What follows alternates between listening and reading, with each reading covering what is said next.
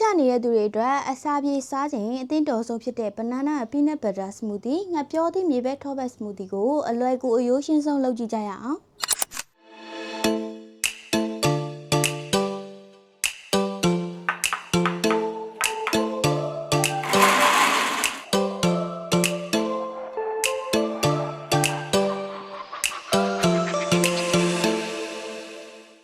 မိုင်နဲ့ညီညွတ်ပြီးဝိတ်ချနေတဲ့သူတွေအနေနဲ့အစာပြေအစားအသောက်ကိုပြင်ဆင်ဖို့ပါဝင်ပစ္စည်းတွေများများစောင့်မလိုပါဘူးနော်။တီမွေးငပြောသည်ရေပဲထောပတ်နဲ့ပဲနိုးတို့ပဲဖြစ်ပါတယ်။အားလည်းပြေဘိုင်လဲဝါစေမယ်စမူသီလေးလုပ်ဖို့စပြီးပြင်ဆင်ကြမယ်နော်။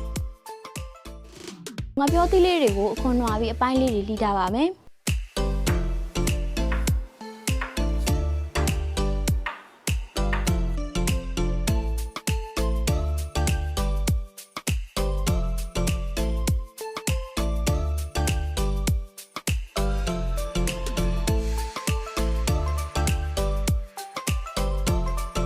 ကျန်တဲ့ပါဝင်ပစ္စည်းတွေကိုအသင့်ဖြစ်ပြီဆိုရင်တော့ဘလန်ဒါထဲကိုထည့်ရအောင်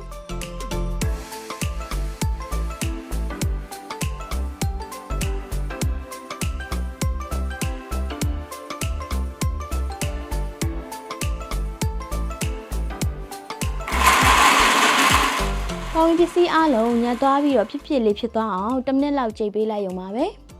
နောက်ဆုံးမှာတော့အေးလေးနဲ့လမ်းသွားရေခဲတုံးလေးတွေထည့်လိုက်ပါ